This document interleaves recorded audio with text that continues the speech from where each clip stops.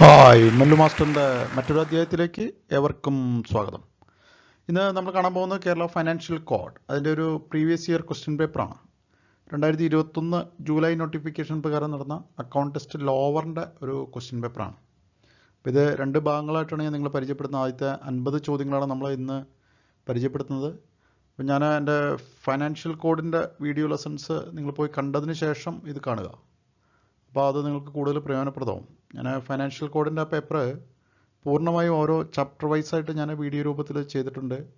ഓരോ ചാപ്റ്ററിൽ നിന്ന് ചോദിക്കുന്ന പ്രധാന ചോദ്യങ്ങളും പരിചയപ്പെടുത്തിയിട്ടുണ്ട്. മുൻ വർഷങ്ങളിലൊക്കെ ആവർത്തിച്ച് ചോദിച്ചിട്ടുള്ള ചോദ്യങ്ങളും ഞാൻ വീഡിയോ ആയിട്ട് ചെയ്തിട്ടുണ്ട്. അപ്പോൾ അതൊക്കെ കണ്ടിട്ടില്ലെങ്കിൽ അത് പോയി കാണുക. അതോടൊപ്പം ഈ ക്വസ്റ്റ്യൻ പേപ്പറും കാണുക. അപ്പോൾ അതുപോലെ എൻ്റെ അക്കൗണ്ട് കോഡിൻ്റെ ക്ലാസ്സുകൾ, ട്രഷറി കോഡിൻ്റെ ക്ലാസ്സുകൾ, സർവീസ് റൂൾസിൻ്റെ ക്ലാസ്സുകൾ, ഇതൊക്കെ ഇനിയും കാണാത്തവരുണ്ടെങ്കിൽ പോയി കാണുക.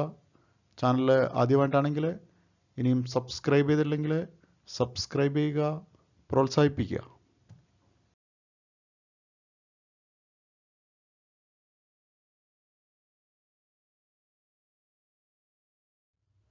അപ്പോൾ ഒന്നാമത്തെ ചോദ്യം, sub vouchers for any individual payment exceeding ₹1000 is included with. അതായത് ഇത് ഏത് വൗച്ചർ, ഈ വൗച്ചറുകൾ ഏത് ബില്ലിൻ്റെ ഒപ്പമാണ് വരുന്നതെന്നാണ്. അപ്പോൾ അതിൻ്റെ answer bills for non countersigned കണ്ടിജൻസീസിലാണ് അത് വരുന്നത്. രണ്ടാമത്തെ ചോദ്യം, list of the contingent charges that require the countersignature of the controlling authority after payment is contained in. ഏത് ഭാഗത്താണ് വരുന്നതെന്നാണ്. ഇത് അപ്പൻഡിക്സ് 5 KFC വോളിയം 2 ആണ്. അപ്പോൾ ഇത്തരം ചോദ്യങ്ങളൊന്നും ഒരിക്കലും നിങ്ങൾ അറ്റംപ്റ്റ് ചെയ്യാതെ പോകരുത്. വെറുതെ ബുക്ക് മറിച്ച് നോക്കിയാൽ അപ്പൻഡിക്സുകൾ എടുത്ത് നോക്കിയാൽ ഇത് ആ ലിസ്റ്റുകൾ അതിൻ്റെ ടൈറ്റിലായിട്ട് അങ്ങനെ തന്നെ കൊടുത്തിട്ടുണ്ടാവും ഈ ക്വസ്റ്റ്യൻ. അപ്പോൾ അതൊക്കെ നോക്കി വളരെ എളുപ്പത്തിൽ ആൻസർ ചെയ്യാവുന്ന ഒരു ചോദ്യമാണത്. മൂന്നാമത്തെ ചോദ്യം, contingent expenditure incurred in connection with the examinations conducted by the Kerala public service commission through district officers requires counter signature after payment. Who is the officer competent to counter sign. ഏത് ഓഫീസറാണ് അത് counter sign ചെയ്യണമെന്നാണ്. ഒത്തിരി വട്ടം പരീക്ഷയ്ക്ക് ചോദിച്ചിട്ടുള്ളതാണ് ഈ KPSC, Kerala PSC നടത്തുന്ന പരീക്ഷയുമായി ബന്ധപ്പെട്ടുള്ള ചോദ്യങ്ങൾ. അപ്പോൾ ആ പാരഗ്രാഫ് വളരെ ശ്രദ്ധിച്ച് നോക്കേണ്ടതാണ്. ഒത്തിരി വട്ടം ഈ ചോദ്യം ആവർത്തിച്ച് കണ്ടിട്ടുണ്ട്. The district officers, Kerala public service commission. നാലാമത്തെ ചോദ്യം, audit party requisition for sub vouchers of secret service for verification. The action is. അപ്പോൾ അതിൻ്റെ ആവശ്യമുണ്ടോയെന്നാണ് അതുകൊണ്ട് ഉദ്ദേശിക്കുന്നത്. The action is not regular എന്ന് പറഞ്ഞു കഴിഞ്ഞാൽ ഈ സീക്രട്ട് സർവീസിൻ്റെ അവരുടെ സബ് വൗച്ചേഴ്സ് ഒരിക്കലും ഓഡിറ്റ് പാർട്ടികളെ പരിശോധിക്കാറില്ല. അതുകൊണ്ടാണ് ഇത് നോട്ട് റെഗുലർ എന്നുകൊണ്ട് ഉദ്ദേശിക്കുന്നത്. അഞ്ചാമത്തെ ചോദ്യം, which one of the following officers is not authorised to incur secret service expenditure. അപ്പോൾ ഇതിനകത്ത് ഓതറൈസ് ചെയ്യാത്ത ആരാണെന്നാണ് ചോദിച്ചിരിക്കുന്നത്. അപ്പോൾ അത് ശ്രദ്ധിച്ചോളണം. ഇത് ഡയറക്ടർ ജനറൽ ഓഫ് പോലീസാണ് എൻ്റെ കറക്റ്റ് ആൻസർ. കാരണം കൺട്രോളർ ഓഫ് എക്സാമിനേഷൻസ്, അതുപോലെ commissioner for entrance examination, commissioner of excise ഇവരൊക്കെ ഇതിന് ഓതറൈസ്ഡ് പേഴ്സൺസ് ആണ്. അപ്പോൾ അതിൽ DGP ആണ് ഇതിനകത്ത് ഓതറൈസ്ഡ് അല്ലാത്തത്. അപ്പോൾ ആ ലിസ്റ്റ് അതിനകത്ത് കൊടുത്തിട്ടുണ്ട്. ആ ലിസ്റ്റ് നമ്മൾ ആ സീക്രട്ട് സർവീസിൻ്റെ ആ സെഗ്മെൻറ്റിൽ എടുത്ത് നോക്കിക്കഴിഞ്ഞാൽ ഇവരുടെ പേരുകളൊക്കെ കാണാം. അപ്പോൾ അതിനകത്ത് ഇല്ലാത്ത ഒരാൾ DGP ആണ്, ഡയറക്ടർ ജനറൽ ഓഫ് പോലീസ്. ആറാമത്തേത്, copies of tender notices issued by purchasing officers will be send to dash for information. ആർക്കാണ് അയക്കേണ്ടതെന്നാണ്. അത് ഇന്ത്യൻ സ്റ്റാൻഡേർഡ് ഇൻസ്റ്റിറ്റ്യൂഷനിലേക്കാണ് അത് അയച്ചു കൊടുക്കുന്നത്. ഏഴാമത്തെ ചോദ്യം, advance four eradication of plant pest is dash advance. ഇത് ഏത് തരം അഡ്വാൻസ് ആണെന്നാണ്. ഇപ്പോൾ ഒത്തിരി ഡിഫറെൻറ്റ് ടൈപ്പ് ഓഫ് അഡ്വാൻസസ് അതിനകത്ത് മെൻഷൻ ചെയ്ത് പോയിട്ടുണ്ട്. ബുക്കിൽ കാണാൻ നിങ്ങൾക്കത്. ഞാൻ എൻ്റെ വീഡിയോയിലും പറഞ്ഞു പോയിട്ടുണ്ട്. അപ്പോൾ ഇത് സ്പെഷ്യൽ അഡ്വാൻസിൽ വരുന്ന ഒരു സംഭവമാണത്. എട്ടാമത്തെ ചോദ്യം, who is the treasurer of charitable endowment for the state. ഒത്തിരി വട്ടം ആവർത്തിച്ച് ചോദിക്കുന്ന ഒരു ചോദ്യമാണ്. ശ്രദ്ധിച്ചോളണം. അത് നിങ്ങൾ the director of state audit ആണ്. ആരാണ് ഇതിൻ്റെ ഈ ചാരിറ്റബിൾ എൻഡോവ്മെൻറ്റ് ട്രഷറർ ആരാണെന്നാണത്. വളരെ ശ്രദ്ധിക്കേണ്ട ഒരു ചോദ്യമാണത്. ഒമ്പതാമത്തേത്, lapsing of civil court deposits to the government is governed by the rules issued by. കണ്ടോ, ഇതിനകത്ത് നൺ ഓഫ് ദ എബവ് എന്നാണ് കറക്റ്റ് ആൻസർ. എന്ന് പറഞ്ഞാൽ ഇതിൻ്റെ റൂൾസ് ഉണ്ടാക്കുന്ന ഇവർ ആരുമല്ല. പത്താമത്തേത്, grant aid to medical institutions should be drawn on bill signed by the managers of such institution and countersigned by. Grant എയ്ഡിൻ്റെ ആ ബില്ലുകൾ അത് ആരാണ് കൗണ്ടർ സൈൻ ചെയ്യേണ്ടതെന്നാണ്. അത് ഡിസ്ട്രിക്ട് മെഡിക്കൽ ഓഫീസറാണ് എൻ്റെ കറക്റ്റ് ആൻസർ. 11ാമത്തെ ചോദ്യം review of the budget is done by. Review നടത്തുന്ന ആരാണെന്നാണ്. ഇത് കേരള ബജറ്റ് മാനുവലുമായി ബന്ധപ്പെട്ട ചോദ്യങ്ങളാണ്. കേരള ബജറ്റ് മാനുവലിൻ്റെ വീഡിയോ ഞാൻ ചെയ്തിട്ടുണ്ട്. അപ്പോൾ അത് കാണാത്തവരെ പോയി കാണുക കേട്ടോ. ഇതൊക്കെ ഞാൻ അതിൽ മെൻഷൻ ചെയ്ത് പോയിട്ടുണ്ട്. അപ്പോൾ അതിൻ്റെ റിവ്യൂ നടത്തുന്നത് ലെജിസ്ലേച്ചർ കമ്മിറ്റിയാണ്. 12ാമത്തെ ചോദ്യം അതുപോലെ ബജറ്റ് മാനുവലുമായി ബന്ധപ്പെട്ടാണ്. Which is A last stage of the budgetary cycle. ശ്രദ്ധിക്കണം, നിങ്ങൾ ഈ ബഡ്ജറ്ററി സൈക്കിൾ എപ്പോഴും ചോദിക്കാറുണ്ട്. വളരെ സിമ്പിളായിട്ടുള്ള ചോദ്യമാണ്. അതിൻ്റെ last stage review of the budget.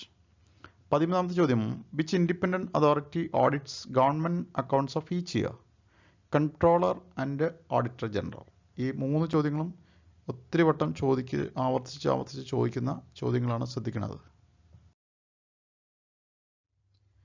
14ാമത്തെ ചോദ്യം dash involves detailed examination of the estimates presented to the legislature to see how best the plans and programs embodied therein could be executed efficiently and economically. ആരാണ് ഇതിൻ്റെ detail examination നടത്തുന്നതെന്നാണ്. ഏത് സ്റ്റേജിലാണെന്നാണ് അത് ഉദ്ദേശിക്കുന്നത്. അത് review of the ബജറ്റിൽ നടക്കുന്ന ഒരു കാര്യമാണ്. ബജറ്റിൻ്റെ റിവ്യൂ നടക്കുമ്പോഴാണ് ഇത് പരിശോധിക്കുന്നത്. 15ാമത്തെ ചോദ്യം budgetary cycle does not include. Budgetary സൈക്കിളിൽ പെടാത്തത് ഏതാണെന്നാണ്. ഉണ്ടോ? അപ്പോൾ അതിൻ്റെ 4 സ്റ്റേജ് എപ്പോഴും ഓർത്തിരിക്കണം. B division of funds budgetary സൈക്കിളുമായി ബന്ധപ്പെട്ടുള്ളതല്ല. 16ാമത്തേത് the 5-tier classification of government accounts introduce with effect from 1 April 1974 ആണ് അതിൻ്റെ റൈറ്റ് ആൻസർ. ശ്രദ്ധിക്കേണ്ട ഒരു ചോദ്യമാണ്. എല്ലാ ക്വസ്റ്റ്യൻ പേപ്പറിലും കാണുന്ന ഒരു പ്രധാനപ്പെട്ട ചോദ്യം. In how many parts R government accounts kept. ഈ ചോദ്യവും നിങ്ങൾ ശ്രദ്ധിക്കണം. 3 parts ആണ് അതിനുള്ളത്. നിങ്ങൾക്ക് അറിയാവുന്നതാണ്. എൻ്റെ വീഡിയോസിലൊക്കെ ഞാൻ വളരെ ഡീറ്റെയിൽ ആയിട്ട് ഈ ഭാഗങ്ങൾ പറഞ്ഞു പോയിട്ടുണ്ട്. ഈ 16ാമത്തെയും 17ാമത്തെ ചോദ്യം ഇതൊക്കെ എപ്പോഴും ആവർത്തിച്ച് ചോദിക്കുന്നതാണ് കേട്ടോ. 18ാമത്തെ ചോദ്യം which of the following does not come under the main divisions of government accounts. Government അക്കൗണ്ട്സിൻ്റെ മെയിൻ ഡിവിഷൻസിൽ വരാത്ത ഏതാണെന്ന് ചോദിച്ചിട്ടുണ്ട്. അതിൽ പബ്ലിക് അക്കൗണ്ട് പറഞ്ഞിട്ടുണ്ട്, consolidated fund, contingency fund, option D sinking ഫണ്ടാണ് ഇതിൻ്റെ ഭാഗമായിട്ട് വരാത്തത്. 19ാമത്തെ ചോദ്യം how many main divisions are there in the consolidated fund. Revenue and capital, public ഡെപ്റ്റ്, ലോൺ എക്സെട്ര. 20ാമത്തേത് which division of consolidated fund deals with the revenue receipts and revenue expenditure. Revenue എക്സ്പെൻഡിച്ചറും revenue റെസീപ്റ്റ്സും consolidated ഫണ്ടിൻ്റെ ഏത് ഡിവിഷനുമായി ബന്ധപ്പെട്ടാണ് വരുന്നതെന്ന്. അത് റവന്യൂ ഡിവിഷനുമായി ബന്ധപ്പെട്ടാണ് വരുന്നത്. 21ാമത്തെ ചോദ്യം transfer of funds from one unit of appropriation to another such unit is known as. ഇതിനെ നമ്മൾ പറയുന്നതാണ് റീ അപ്രോപ്രിയേഷൻ. ബജറ്റ് മാനുവലുമായി ബന്ധപ്പെട്ട് വരുന്ന ചോദ്യങ്ങളാണ്. റീ അപ്രോപ്രിയേഷൻ എല്ലാ ചോദ്യപേപ്പറിലുള്ള ഒരു ചോദ്യമാണ്. 22ാമത്തെ ചോദ്യം under which demand comes 2014 administration of justice.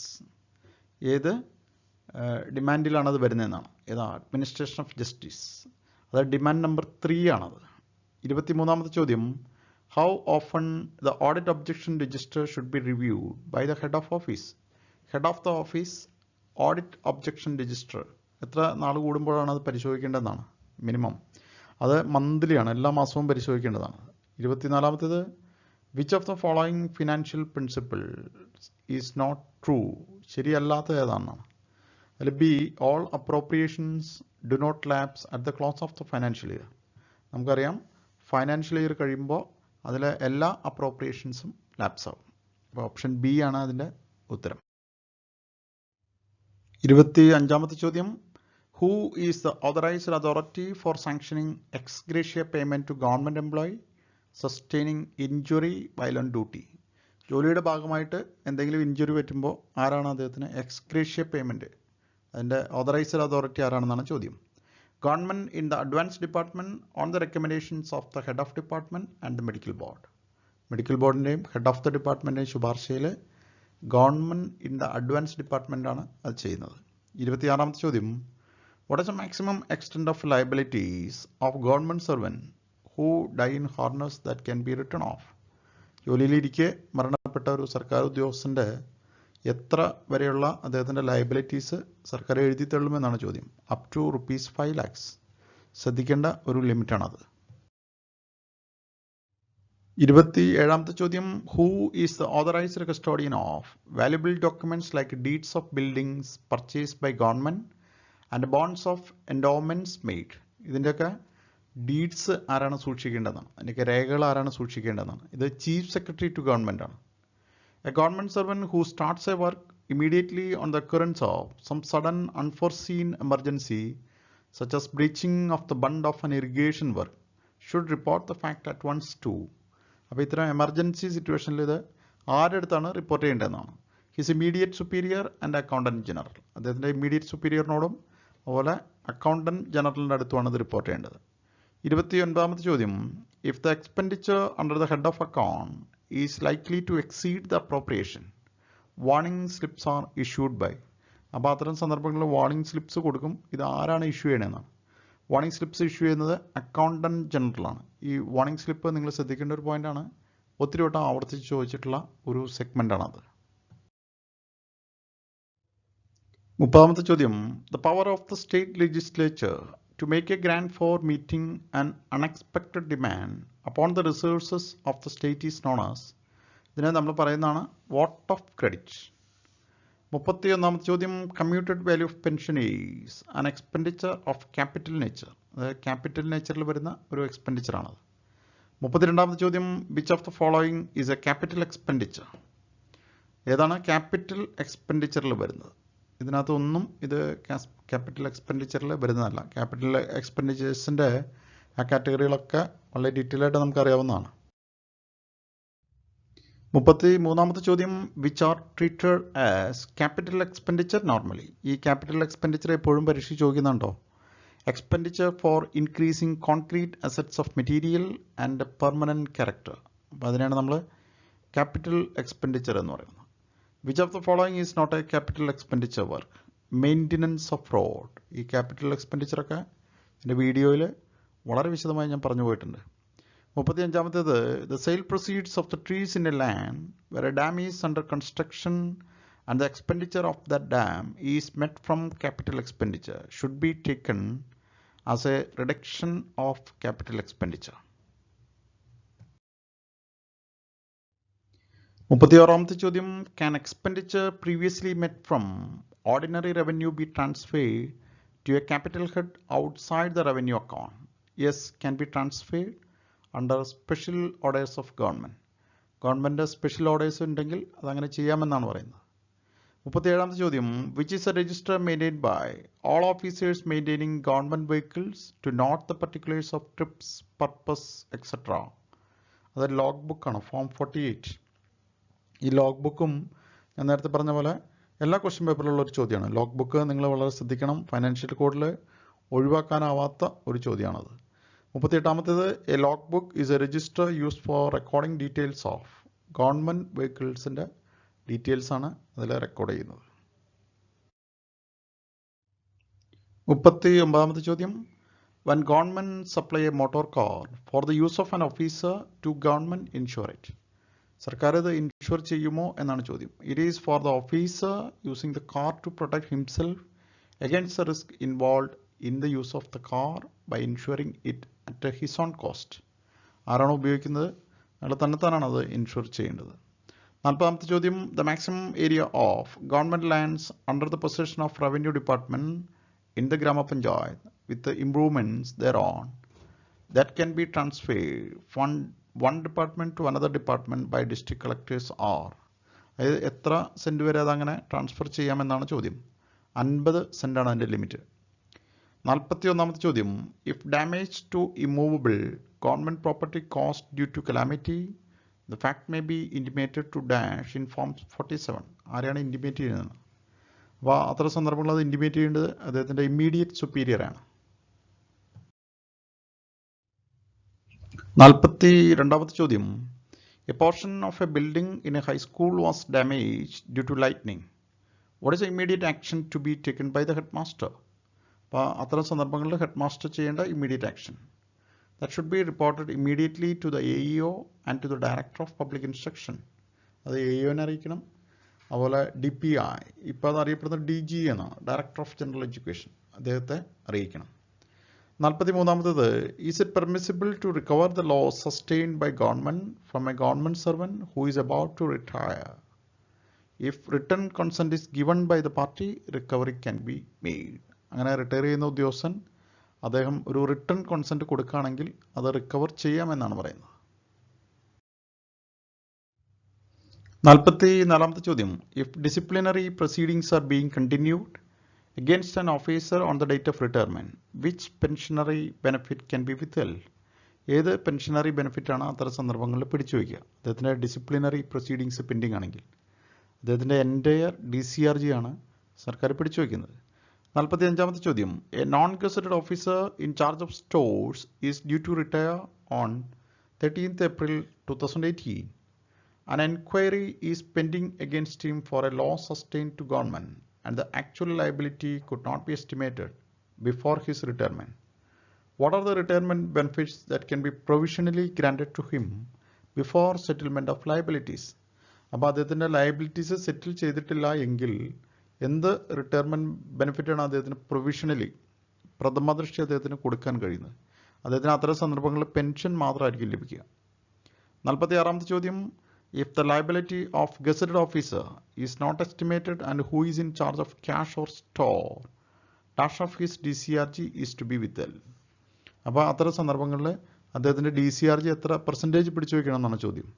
അപ്പോൾ അത്തരം സന്ദർഭങ്ങളിൽ ആ ലയബിലിറ്റി പെൻഡിങ് ആയിട്ട് കിടക്കുന്നത് കൊണ്ട് അദ്ദേഹത്തിൻ്റെ ഫുൾ DCRGയും സർക്കാർ പിടിച്ചു വയ്ക്കും. 47ാമത്തെ ചോദ്യം, for the purposes of fixing liability losses may be grouped under 3 categories. They are, ഏതൊക്കെയാണെന്നാണ് ആ കാറ്റഗറീസ് വരുന്നത്? Loss of extra expenditure arising out of administrative lapses, personal dues and physical loss of cash or stores. 48ാമത്തെ ചോദ്യം, for the purpose of fixing liability of government servants losses is grouped under 3 categories. Which of the following do not come under these categories? അതിൽ ആ കാറ്റഗറിയിൽ പെടാത്ത ഏതാണെന്നാണ് ചോദ്യം. Loss arising out of implementation of illegal orders of superior officers. അപ്പോൾ അത് മാത്രമാണ് അതിനകത്ത് വരാത്തത്. അപ്പോൾ ഞാൻ ഈ 48 ചോദ്യങ്ങളോടുകൂടി ഈ ക്വസ്റ്റ്യൻ പേപ്പറിൻ്റെ ആദ്യ ഭാഗം ഞാനിവിടെ അവസാനിപ്പിക്കുകയാണ്. ഇനി നമ്മുടെ അടുത്ത ക്ലാസ്സിലാണ് ഇതിൻ്റെ രണ്ടാമത്തെ ഭാഗങ്ങൾ, അതായത് 49 മുതലുള്ള ചോദ്യങ്ങൾ നമ്മൾ ഡിസ്കസ് ചെയ്യുന്നത് അടുത്ത ക്ലാസ്സിലാണ്. ഞാനപ്പോൾ ഇന്നത്തെ ക്ലാസ് ഇവിടെ അവസാനിപ്പിക്കുകയാണ്. ആ വീഡിയോക്ക് ഇഷ്ടമെങ്കിൽ നിങ്ങൾ ലൈക്ക് ചെയ്യുക, അതുപോലെ കമൻറ്റ് ചെയ്യുക, നിങ്ങളുടെ സുഹൃത്തുക്കൾക്ക് സജസ്റ്റ് ചെയ്യുക. ചാനൽ ഇതുവരെ സബ്സ്ക്രൈബ് ചെയ്തില്ലെങ്കിൽ സബ്സ്ക്രൈബ് ചെയ്യുക.